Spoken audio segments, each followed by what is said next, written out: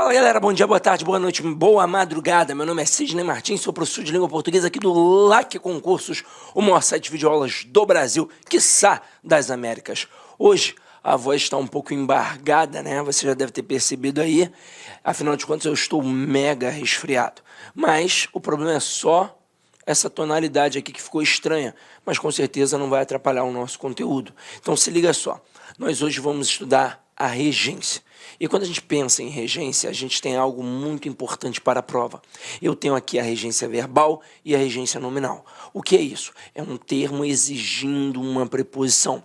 Regência verbal é o verbo pedindo uma preposição. Regência nominal é um nome pedindo uma preposição. Agora, por que isso daqui é muito importante para o concurso público? Principalmente a regência verbal. Porque no dia a dia a gente utiliza o português de um jeito. É o português informal. E na hora da prova é o português padrão. Então já vou de cara citar como exemplo o verbo namorar. No dia a dia a gente coloca a preposição com. Eu digo que o Pedro namora com a Bruna, que a Bruna namora com o Pedro. Mas o verbo namorar, ele é um verbo transitivo direto. Então quem namora simplesmente namora alguém. Então o certo seria Pedro namora Bruna ou Bruna namora Pedro.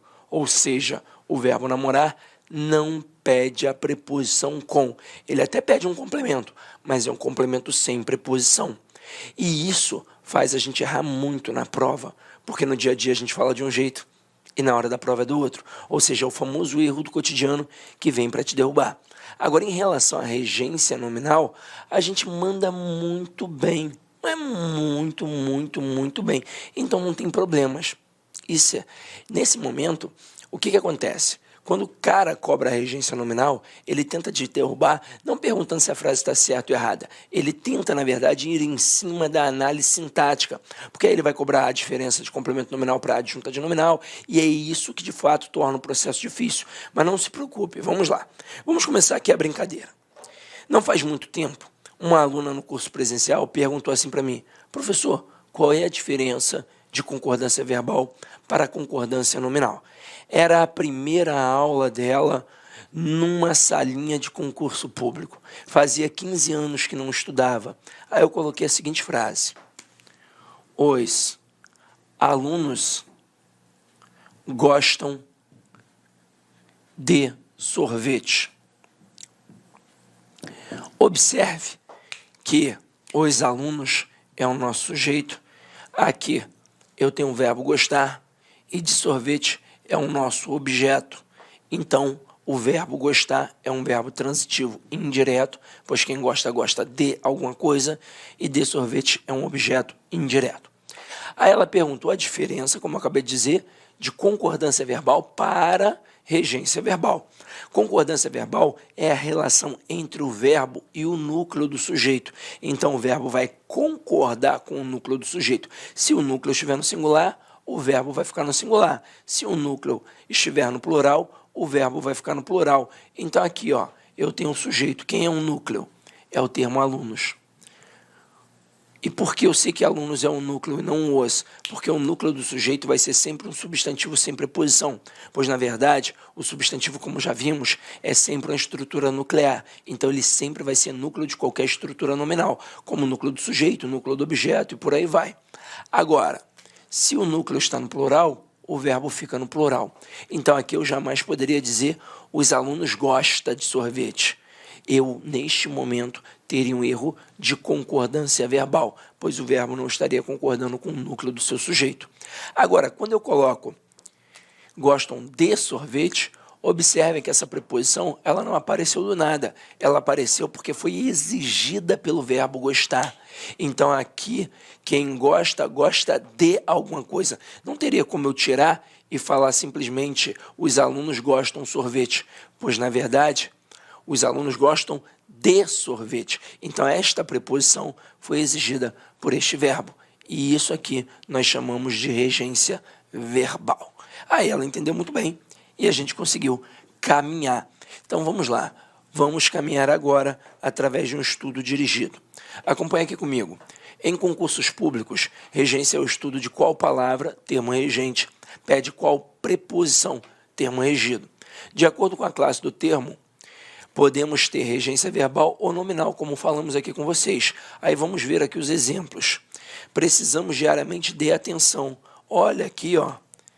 Este de foi exigido pelo verbo precisar. Então, quem precisa, precisa de alguma coisa. Já que todos acreditavam em um futuro melhor. Neste contexto, quem acredita, acredita em alguma coisa.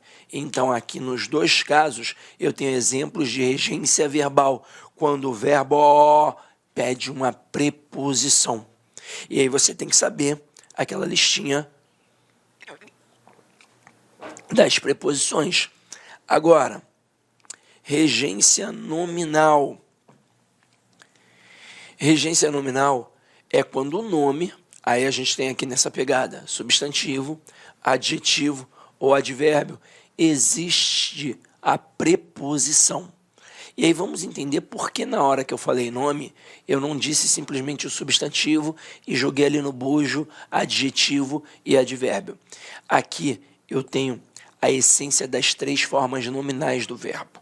Eu tenho gerúndio, particípio e infinitivo. O gerúndio corresponde a um advérbio. O particípio corresponde a um adjetivo. E o infinitivo corresponde a um substantivo.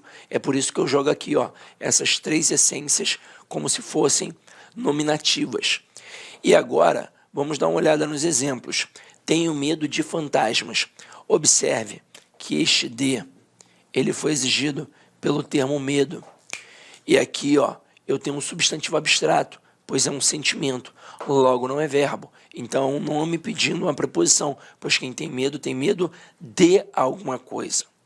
Na segunda frase, mantenha sua fé em Deus. Neste momento, essa preposição foi exigida pela palavra fé, pois quem tem fé em alguma coisa. Na outra, o homem era fiel à sua esposa. Essa preposição a aqui foi exigida pelo termo fiel, pois quem é fiel a alguém. E aqui, agiram contrariamente às ordens. Esse às ordens foi encabeçado pelo contrariamente. Observe que aqui tem um a escraseado, e o a escraseado é a fusão do a preposição com quem? Com as artigo. Então, esta fusão de duas vogais idênticas acarreta esse acento grave, que é indicativo do fenômeno da crase. Detalhe, posteriormente, nós vamos estudar a crase em todas as suas peculiaridades, e você vai perceber que crase nada mais é do que um processo de regência, tanto verbal quanto nominal, só que ali nós vamos trabalhar com a exigência de uma preposição específica, no caso da preposição a. Agora, observem que foi exigido pelo advérbio contrariamente. Então, tudo isso aqui é regência nominal. Então, tem momento em que o verbo pede a preposição, tem momento em que o nome pede a preposição. Quando é o verbo pedindo, é regência verbal. Quando é o nome pedindo, regência nominal. Agora, eu disse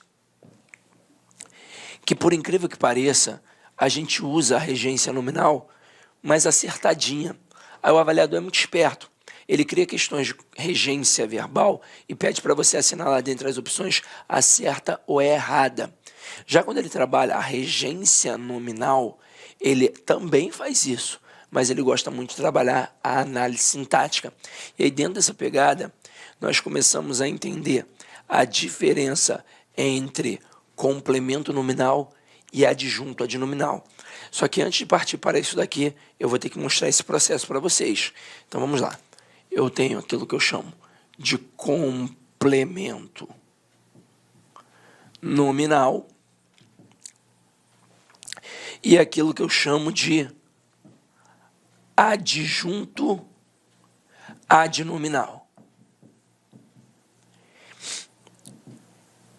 Essencialmente falando, qual é a diferença entre essas duas estruturas? O complemento, como diz o próprio termo, ele vem para completar o sentido do nome. Então, ali, ele obrigatoriamente vai exigir uma preposição. Isso faz eu afirmar que o complemento nominal sempre, ouça bem, o complemento nominal sempre tem preposição. É impossível existir um complemento nominal sem a preposição. Já o adjunto adnominal, como diz o próprio termo, ó, ele está junto do nome. Pode ser que ele tenha preposição, mas pode ser que também não tenha. Agora, quando é que vai nos confundir? Quando exatamente aparecer a preposição. Só que aí, para isso, nós temos um quadrinho muito bom para resolver esse problema. Nós não temos 3 instâncias nominais, o adjetivo, o advérbio e o substantivo, só que aqui de cara eu tenho aquilo que eu chamo de substantivo concreto e aquilo que eu chamo de substantivo abstrato. Vou colocar aqui o substantivo abstrato 2 vezes, pois nós teremos 2 situações para avaliar. Mas antes de mais nada, a gente tem que definir muito bem a diferença de substantivo concreto para substantivo abstrato. Pensa aí comigo em casa. Se eu dissesse assim, ó, fada é substantivo concreto ou abstrato? Gnomo é substantivo concreto ou abstrato? Deus é substantivo concreto ou é abstrato? E aí, ó, pasme, tudo que eu falei aqui agora é substantivo concreto. Como assim, Sidney? Substantivo concreto não é aquilo que eu posso pegar? Sim, é aquilo que eu posso pegar, mas também é aquilo que eu posso imaginar e criar, porque eu posso tornar palpável. Então, por exemplo, uma fada, eu não posso colocar no desenho? Posso. Então, substantivo concreto. Deus, por exemplo. Morgan Freeman foi Deus no cinema. Então, substantivo o quê? Concreto. Então, galera, substantivo concreto é aquilo que eu posso pegar, imaginar e criar, porque eu torno palpável. Substantivo abstrato, das duas, uma. Ou é um sentimento, ódio, amor, medo, paixão, ou é um substantivo com força de verbo. Como assim? Eu digo que a filmagem desta aula ficou perfeita.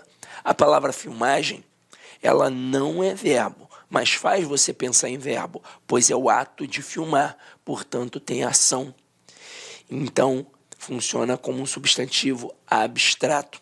Agora, vamos entender como é que isso daqui funciona. A análise é morfossintática. Então, lá na aula de transitividade verbal, nós aprendemos que o objeto direto, ele não existe do nada. Ele existe, na verdade, porque está ligado a um verbo transitivo direto. Assim como o objeto indireto, ele também não existe do nada. Ele existe porque está ligado a um verbo transitivo indireto. Aqui a análise é morfossintática do mesmo jeito, só que eu terei termos ligados a nomes, e se estão ligados a nomes, não podem ser objetos. Se estão ligados a nomes, ou serão complementos nominais, ou adjuntos adnominais. Então aqui agora, o primeiro termo, estou avaliando o camarada que está aqui, percebi que ele está ligado a um adjetivo. Ouça bem, ele sempre vai ser um complemento nominal, sempre. Então não tem caô aí. Agora, estou avaliando o camarada que está aqui, percebi que ele está ligado a um advérbio. Ele sempre também vai ser um complemento nominal. E ouça, eu não estou falando da classificação do adjetivo nem da classificação do advérbio. Eu estou falando da classificação do elemento que está ligado ao adjetivo, do elemento que está ligado ao advérbio. Agora aqui, ó, substantivo concreto. Se eu tiver um elemento ligado a um substantivo concreto, ele sempre vai ser um adjunto adnominal. Então, até aí, ó, não tem o menor perigo. Tudo muito tranquilo. O bicho pega onde? Aqui, ó, no substantivo abstrato. Pois na hora em que eu estou avaliando o termo que está aqui e percebo que ele está ligado a um substantivo abstrato, ele pode ter 2 classificações. Ele pode ser um adjunto adnominal ou então, ó, um complemento nominal. E por que eu tenho essas 2 possibilidades? Exatamente porque ele indica a ação. E se tem ação, tem alguém que pratica esta ação e tem alguém que sofre esta ação. Aí eu não vou ter como classificar de cara. Eu vou ter que voltar ao termo para ver se ele está praticando ou sofrendo a ação. Se ele estiver praticando, ele será um termo agente. Se ele estiver sofrendo, ele será um termo paciente. Então, ó, quando é agente, é adjunto adnominal. Quando é paciente, é complemento nominal. Macete bobo, bobão agora, ó, mas que na hora da prova vai funcionar. Quando for agente, tem o A de adjunto adnominal. E quando for paciente, tem o C e o N de complemento nominal. Agora, quero fazer uma outra reflexão. Anota aí, por favor, dá o pause, anota. Aí agora, vamos falar um pouquinho mais sobre quem? Sobre o substantivo abstrato. Pois eu disse que o substantivo abstrato, além de ter força de verbo, ele é um sentimento.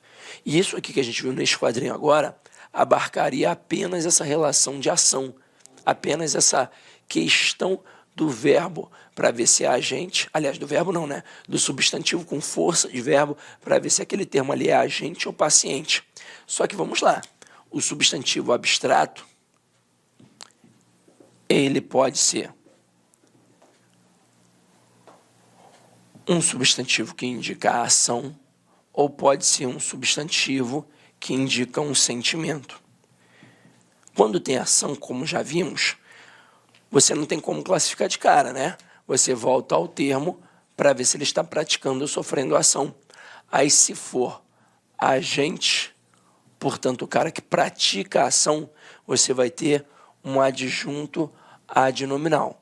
Se for um termo paciente, ou seja, que sofre a ação, você terá ali um complemento nominal. Isso aí é muito tranquilo. Agora, turma, e quando é um sentimento? Amor, ódio, paixão, medo. Neste momento, eu tenho que ver quem sente, quem possui este sentimento. E por que a gente tem que se preocupar com quem possui o sentimento? Porque o adjunto adnominal, ele tem em sua essência a posse. Então, se aquele termo destacado possuir aquele sentimento, ele será um adjunto adnominal. Se aquele termo destacado não possuir o sentimento, aí nós teremos um complemento nominal. Então, vamos lá. Vamos pensar na relação de posse.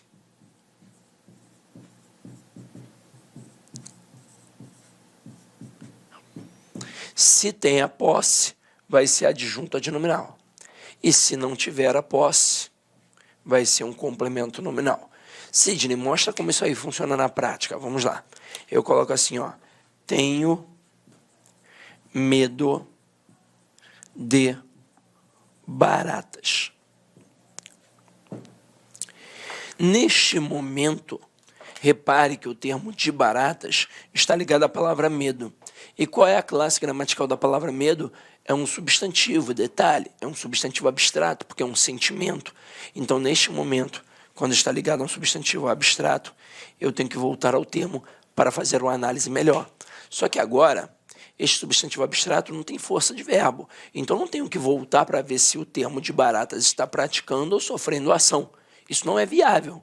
Então, eu vou voltar para ver o quê? Se o termo destacado, no caso aqui o termo de baratas, possui o sentimento do medo, ou se é alguma outra coisa que possui o sentimento do medo.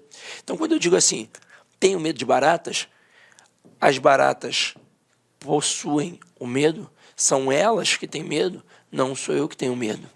Então, como aqui o termo de baratas não possui o medo, não é um adjunto adnominal, e sim um complemento nominal.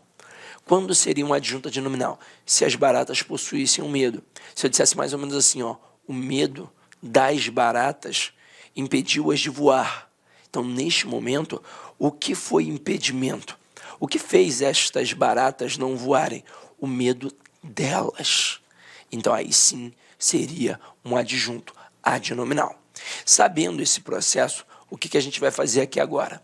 A gente vai analisar uma série de frases para aprofundar todo este conceito. Então, vamos lá, meus queridos. Coloquei aqui algumas frasezinhas. Todos esses termos destacados em vermelho têm preposições, só que eles estão ligados a quem? A nomes e não a verbos. Então, não podem ser objetos, muito menos o objeto indireto, porque essa é a grande pegadinha do avaliador. Como estão ligados a nomes, ou serão complementos nominais, ou serão adjuntos adnominais. Então, vamos lá, vamos por partes. Na primeira frase, sou favorável a vocês. Reparem que o a vocês está ligado à palavra favorável. E qual é a classe gramatical da palavra favorável? Aqui é um adjetivo. E, Cisne, eu tive dificuldade, não consegui enxergar assim tão bem. Muito provavelmente, se você teve alguma dificuldade, foi porque você olhou só para a palavra favorável. E aí ficou difícil. E na língua portuguesa tudo depende de contexto. Se isso porventura acontecer lá na hora da tua análise sintática, na verdade morfossintática, porque você está tentando ver qual é a classe gramatical para aí sim classificar sintaticamente, você vai olhar a estrutura como um todo. Então você vai ver que aqui tem um sou favorável. Sou é do verbo ser, que é um verbo de quê? De ligação. Então neste momento aqui, favorável vai ser um adjetivo. Então, se o termo a vocês está ligado a um adjetivo, significa que o a vocês é um complemento nominal. E acho que agora com a frase fica bem claro. Eu não estou dizendo que o adjetivo é um complemento nominal, até porque o adjetivo você já sabe. Nós vimos isso na aula de classes gramaticais. Ele só pode ser ou um adjunto adnominal ou um predicativo. Então, não existiria a possibilidade de o adjetivo ser um complemento nominal. Só que aqui eu não estou avaliando a função sintática do adjetivo, até porque o adjetivo aqui é predicativo. Eu estou avaliando a função sintática da estrutura a vocês, que detalhe, é uma estrutura preposicionada. Por isso aqui é um complemento nominal. E veja como agora nós temos a regência nominal propriamente dita. Tenta tirar essa preposição. Seria possível dizer sou favorável a vocês? Não, pois neste contexto quem é favorável a alguém. Então essa preposição foi exigida pelo nome, por isso que ela veio para completar o sentido do nome, logo eu chamo de complemento nominal. Agora olha a próxima frase. Falou favoravelmente a vocês. O a vocês está ligado à palavra favoravelmente. E qual é a classe gramatical da palavra favoravelmente? É um advérbio. Pode ver que faz lembrar muito o favorável lá de cima e a gente só fez o acréscimo do sufixo mente. Esse procedimento é um procedimento de formação de advérbios modais. Então aqui eu tenho um advérbio de modo.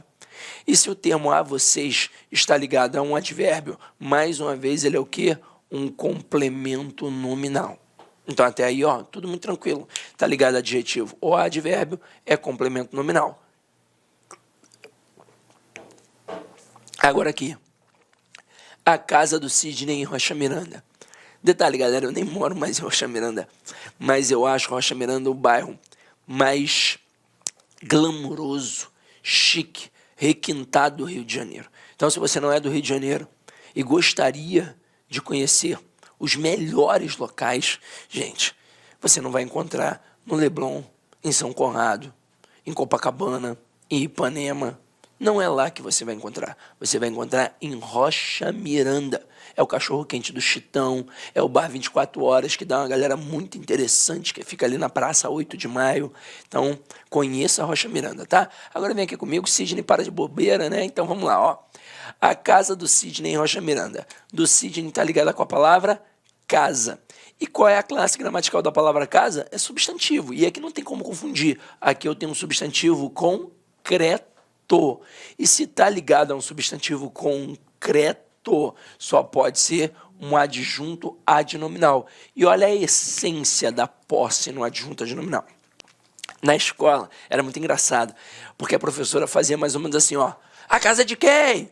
Aí todo mundo gritava, do Sidney. Então, ó, tá vendo aí, ó, posse. Mas você não precisa ficar fazendo isso. Basta você utilizar o quadrinho e você vai perceber que neste momento você tem um adjunto adnominal.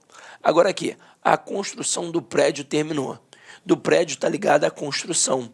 E qual é a classe gramatical da palavra construção? É um substantivo. Só que agora eu tenho um substantivo abstrato. Poxa, Sidney, eu pensei que fosse um substantivo concreto. Não, não dá mole. Imagina que esta televisão aqui seja o prédio. Aí eu digo, a construção do prédio terminou. O prédio aqui acabou, ele explodiu, ele evaporou? Não. O que foi que de fato acabou? O ato de construir o prédio.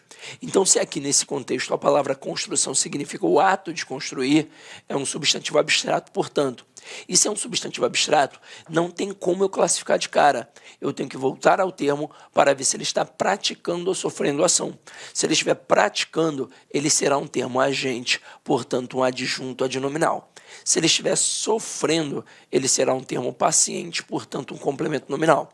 Então pensa comigo, na hora que eu digo a construção do prédio terminou, o prédio, ele praticou a ação de construir ou ele sofreu a ação de ser construída? Ele sofreu a ação. Então, se ele sofreu a ação de ser construído, ele é paciente, logo ele é complemento nominal. Na próxima, a construção do engenheiro terminou. O esquema é o mesmo. Do engenheiro está ligado à construção. E qual é a classe gramatical da palavra construção? É um substantivo abstrato. E se está ligado a um substantivo abstrato, eu tenho que voltar ao termo para ver se ele está praticando ou sofrendo ação, pois aqui é o ato de construir.